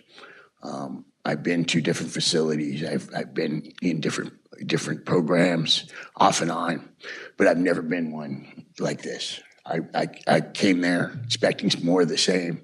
And when I walked in the door, it was a palace. I mean, I can't say anything else other than it's a palace. It was brand new. Everything was clean. The ladies there, I call them my angels because they've given me a home, not just a housing, not just a roof over my head, but a home in a neighborhood that is very nice. The neighborhood is really nice. The park has its issues. It has nothing to do with us. It has zero to do with us. We only have 6 people there right now, and we're all doing our best to get our lives together. And the ladies even gave, because they know I'm a computer guy and I'm a digital marketing guy and I'm an AI expert. Just because I was homeless doesn't mean I didn't study and learn and try to better myself. And there's been times in between where I haven't been homeless. So I just wanted to let you guys know that a lot of the issues that are going on in the neighborhood, in the park, and have absolutely zero to do with our facility. We're quiet. We keep to ourselves. We keep to the rules. We come and go when we need to. When we're going to go to see doctors or whatever we're going to do. They've even given me a place up in the activity room for my computers and my place to work and do what I do. And it's been a blessing. It's been a gift. And I'm truly grateful for Michelle and the ladies, my angels, because they care. They really do. And they're doing their best to give us a place that we can call a home, not just a housing, not just a roof over our head. I have my own space. I have my own closet. I have my own, I share a bathroom with one other guy right now. And it's all brand new. It's beautiful. If you come and take a tour of the place and get to meet us and see the people that live there and get to know who we are as human beings and what we're about, you'll understand that it's not a flop house. It's not, there's nobody that's criminally engaged. There's nobody, we're all there just for a place to just transition.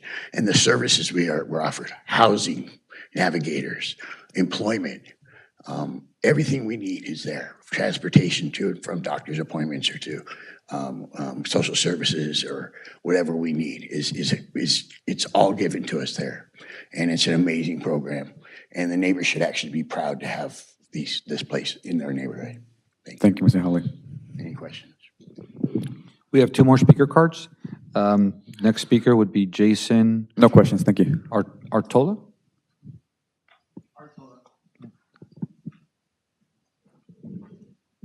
Please state your name and address for the record. Thank you.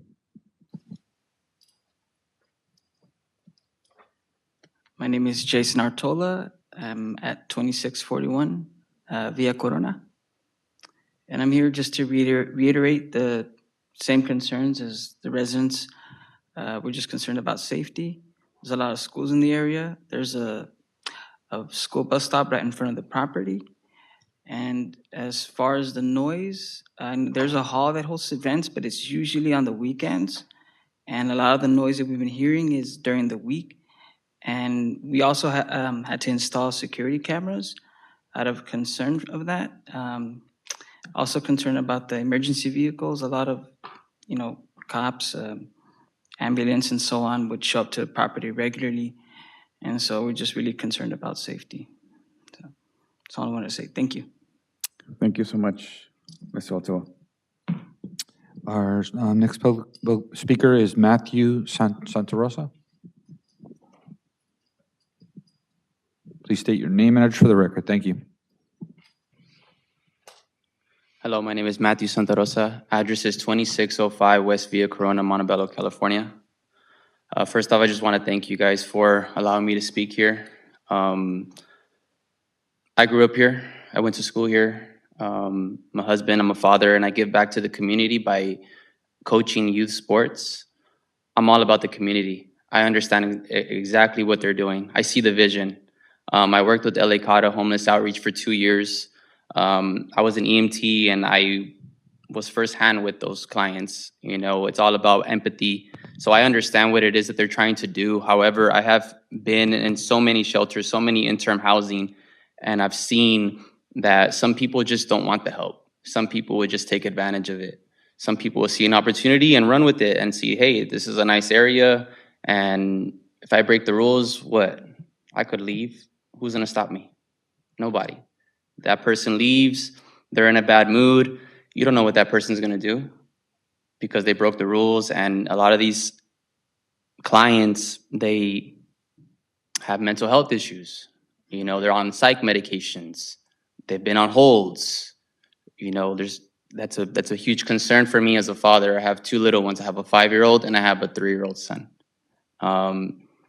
Again, I appreciate what it is they're trying to do. I do, because I love that. But just not here, unfortunately, because of where it is. I don't agree with it. That's it. Thank you so much, Mr. Santa Rosa. Appreciate it. That concludes our speaker cards. Thank you, Director Palombi. Before we wrap up our public comment, I think it behooves us to maybe hear from the Department of Health or Department of Corrections. And then I also want to make sure we give Michelle an opportunity to rebuttal some of the comments you've heard. Ms. Erica did a pretty good job at that already, but okay. Thank you. State your Hi, name. I'm Maria Funk from the Department of Mental Health, working for the county, and thank you for asking me to speak today. And so we are the funder of the interim housing that Chances for Change is the funding that they have for their program. Last November, we did release a solicitation, and we wanted to fund interim housing for people that were homeless, that had a mental illness across the county. And you might be aware that most of the interim housing in the county is in Metro Los Angeles and in South Los Angeles. Yet we know that with over 70,000 people that are homeless on any given night in Los Angeles County, that homelessness is a countywide issue. And so we wanted to make sure that we had interim housing available for people in all of the county. And the county is broken up into 8 different service areas or service planning areas. This is Service Planning Area 7. And so one of our goals in our solicitation was to get interim housing in all parts of the county, especially the parts of the county where there is very little. So that is how Chances for Change was awarded. And to clarify a couple of issues, and it was already clarified, but we just want to make sure that although their website, you know, some of their other funding is to serve people that are justice involved, our funding is not targeting that population. Our funding is to target people with mental illness. And one of the questions that came up here was, you know, did we contact the city of Montebello? And we didn't. This was a competitive solicitation, and, you know, the awards were based on the scoring and that they met all the requirements. We did require that they had the appropriate zoning, that the housing was in the appropriate area, that it was zoned appropriately, and that they had a permit. And we, you know, we did believe, we've all heard about the confusion around the 15 beds and the permit. And so we believe that they did have the appropriate permit for the site. When we learned that it was not correctly, that they didn't have the conditional use permit that they needed for 15 beds, we immediately came the next day. We reserved one of the county vans and we moved 9 people out of the site. So we called the city actually and talked to Grace to confirm like what was allowable, and that we did learn that 6 beds was an allowable use by right. And so we did move the other people, and we made sure that from then on that they only had 6 people living there. We do refer the people that are there. And our goal, of course, is to help people that are unhoused move inside and help them reclaim their lives. You've heard from the staff about the work that they do to try to help people that were unhoused when they moved in, and to help them get jobs. And our ultimate goal really is to help them move into permanent housing so they're not on the streets, they can have their lives stabilized. And through our interim housing, it is a very service-enriched type of interim housing, and there's services on site. You heard about the services, employment services, clinical services. Again, because our people have mental illness, we want to make sure that they have the services that they need. We do intend all of our interim housing providers to make sure that they are good neighbors and that they have appropriate security and are working with their residents to make sure that they're good neighbors. That is very important. I did appreciate that Michelle said that when there were issues, that she immediately addressed the issue of the meshing and the lockers. They were immediately removed, that she gave the neighbors her phone number in case there were issues that they wanted to make her aware of and the other staff so they could address them. So I do appreciate the fact that you all had this hearing and you allowed people to make public comment. I do appreciate hearing the public comment from the neighbors and their concerns. But our absolute, our goal, of course, is to move people that are already on the streets. And it was, I didn't know about what was one of the staff said about the people that they already lived in Montebello. They had a connection to Montebello. And that's why it's so important that we have interim housing across the county, because people don't typically want to leave their neighborhoods when they're unhoused. They want to stay, and having a place where people could come inside and get the services that they need to help them, again, move into permanent housing. That's our ultimate goal. So thank you very much. I appreciate your consideration for the CUP for this site. Thank you. Michelle? I just wanted to address the pictures. The property management is selling the property, so they did come out and take pictures of the house to put it back on Zillow and Redfin. So they were out there with the appraisal team. They were, that was about it. It didn't have nothing to do with the residents, but they were out there taking pictures to put it back on the market. Understood. Thank you. Okay, I'm going to go ahead and close public comment and bring the discussion back to the commission.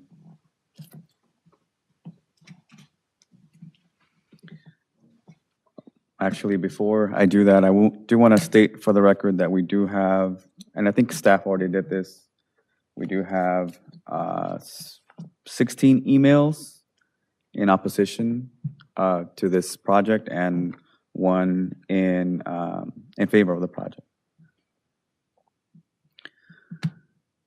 So, commissioners, any thoughts? I'm going to be the first one. Well, thank you. I appreciate that. Well, first of all, I want to say, Ms. Johnson, you know, this is not an easy job for you, not an easy undertaking, and it's the humanitarian effort, you know, needs to be acknowledged. Thank you. You know, I think we all agree, even the speakers that were in opposition, and even the emails we received, everybody is supportive of the effort. I don't think that any of us would think that, you know, it's a bad thing for us as a community to do. It's the right thing. A concern that I have is that it was mentioned by several of the speakers and even several of my colleagues that a transitional housing setup like this may not be in the right location. For me, when I think of transitional housing or transitional living, I think of where a hotel would be allowed, and that's typically not allowed in a community where mostly 1 and 2 family dwellings are situated. It's usually located in a more commercialized area where it's allows for the foot traffic that is intended for that kind of facility where people come and go. And I see the concerns that some of the residents have, that people come and go. And nobody was against the efforts that are being made by whether it's a business or a nonprofit. I wasn't sure as far as how that's set up. I think we're all in agreement that it's the right thing to do. But we as commissioners get appointed by elected officials that represent the communities that we serve. And if we ignore the concerns from our constituents, we're not serving them accordingly and appropriately. And those are some of my concerns. I'll let some of my colleagues kind of, speak and see what they think. But at the moment, I'm just feeling concerned. And maybe there's more information that I'm going to be hearing from my fellow commissioners that will persuade me to change my mind. But at the moment, my position is of concern. Thank you. Thank you, Victor. Any other comments, commissioners? I just want to add, yes, absolutely. We care about, this vision. We care about our community. We care about our society and the good for all. And it's this vision is it's beautiful what we want to do for the people, for the participants. But I believe also as a Montebello resident and being raised here in Montebello and this area, it does concern. It does concern, especially I'm looking at pedestrians.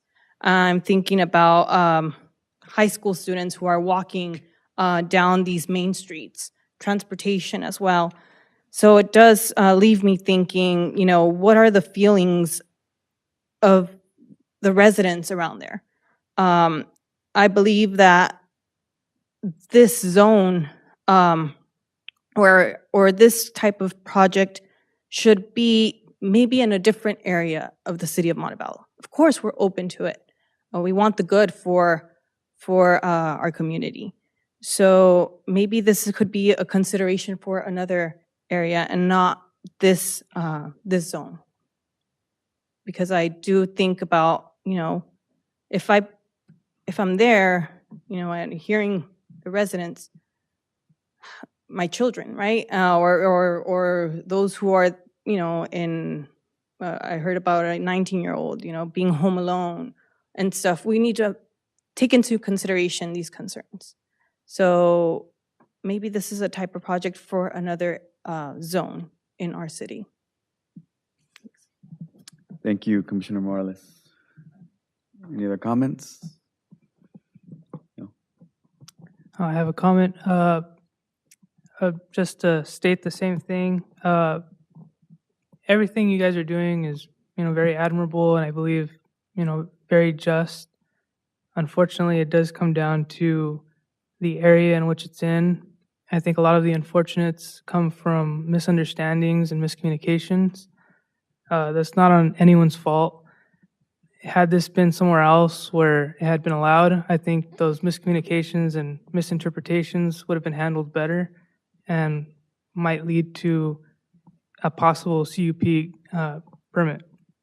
However, I think here, I just don't think it's possible for the community. I think in the best interest of the people who live here, who have been living here, that they protect their community and welfare first.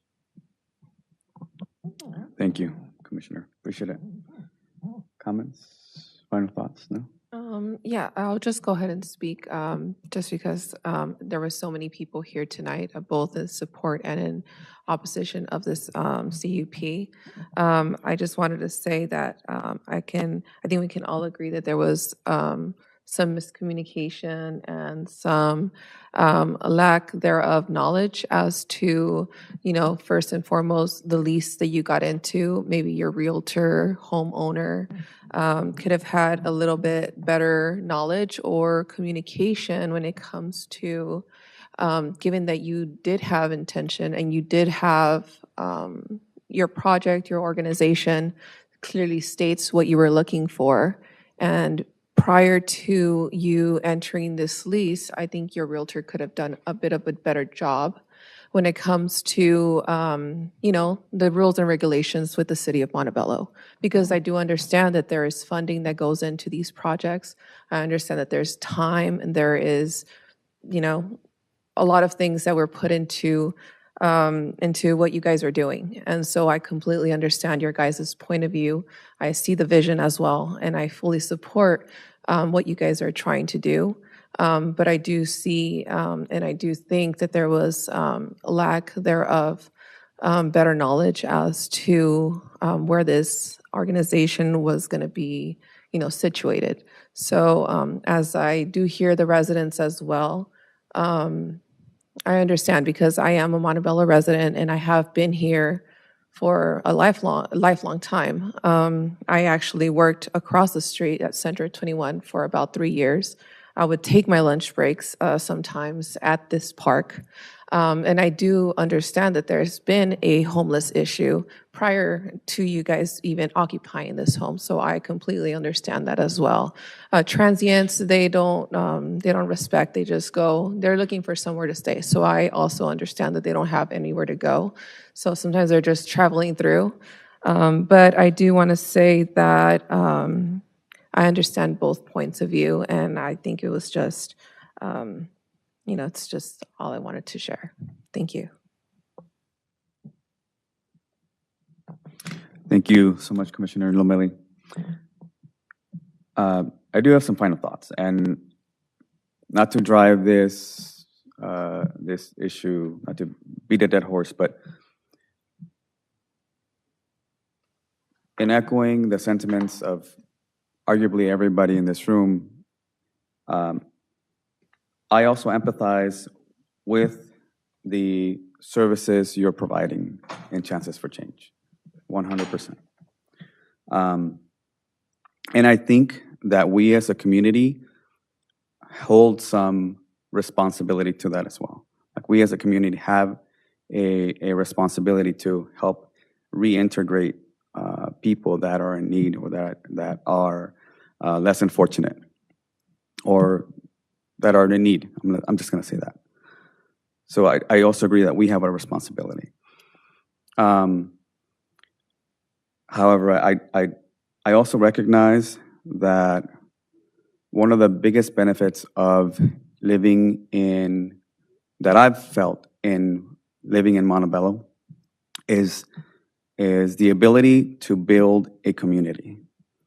And you build a community by knowing your neighbor, getting to know your neighbor.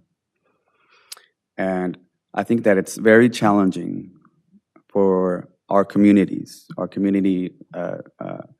that's in opposition to get to know you as a neighbor when the concept when the concept of this housing is transitional in nature, right? The idea is that you're going to have 15 people here. You may have a completely different 15 people next month. I think that alone is very challenging for people here, for community members here, to get to know their neighbor, to get to trust their neighbor. So I think there's a fine balance. I think that's why the code regulates it 6 and below, and then any more than 6, it's sort of a different story. I think that those numbers are there for a reason.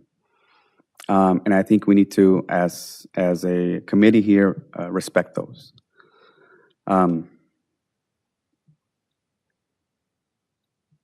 So with that, I think, I don't know, can we entertain a motion? Oh, go ahead, please. My last comment, I know that you're not hearing a positive outcome of your request tonight, and I apologize for that. But, this, if you want to see, the bright side of, this opportunity is that this could lead to something in the future. If the situation had been different where you started off with the 6 patients that legally you're allowed by law, and you developed, I think Armando said it, a sense of community as an organization. as a nonprofit, again, business, whatever, and you built that trust from your neighbors, and the comfort level was there. Building up to a higher number of beds, participants, patients, however you want to call these individuals that would be housed here, maybe we would have been looking at a different situation where people would feel more comfortable. So far from your staff, from the county and others that provide supportive services, they are speaking highly of your track record and your efforts. But it started off shaky, and we heard from the community members, and I think you even acknowledged a little bit of, for lack of a better word, fault. But maybe this can be turned around, and you can start with the by right process and see where this leads. Thank you. Thank you, Commissioner Cuevas.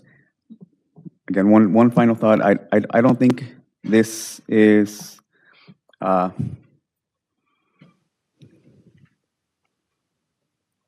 Michelle. I don't think the misunderstanding is.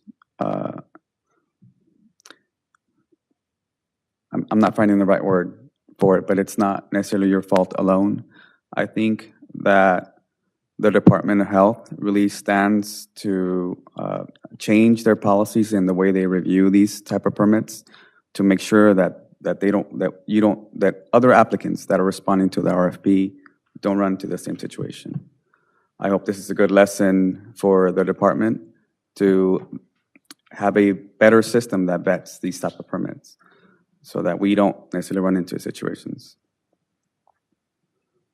Thank you. So with that, can I get a motion?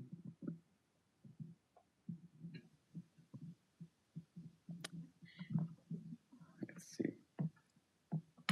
I would like to motion to, this is kind of a little bit weird of a read because it's to deny rather than the conditional use. I'd like to motion to adopt the resolution for the conditional use permit case number PC 2025-0006-CUP for the proposed operation of an interim housing facility within an existing multifamily residential property located at 2645 West Via Corona, Montebello, California, 90640, project site. With the recommendation to adopt resolution number 10-25 to deny the conditional use permit requested to allow the operation of an interim housing facility within an existing multifamily residential property located at 2645 West Via Corona, Montebello, California. Based on staff's findings that the project site's close proximity to sensitive land uses include, but not limited to, an existing public park and playground causing proposed interim housing facility to be incompatible with adjacent sensitive land uses, which does not support the city's objectives for maintaining neighborhood quality of life, public safety, and the protection of community services. Community serving recreational spaces, and is inconsistent with the goals and policies of the Montebello General Plan, and that determine and find that the project is statutorily exempt from the California Environmental Quality Act, CEQA, pursuant to CEQA guidelines, section 15270, projects which are disapproved. I'll second. Can we get a roll call, please? Commissioner Lopez? Aye. Commissioner Cuevas? Aye. Commissioner Morales? Aye. Vice Chairperson Lomelli? Aye. Chairperson Medina? Aye. And motion passes. Thank you. All right, next item of business is any planning commission orals? Hearing none. Can I ask you guys a question? Do I gotta move? Or I just gotta keep my Yeah, Yeah, staff will, if you'd like to wait till after the meeting, we can speak to you. All right. Thank you. Next item is to adjourn the meeting.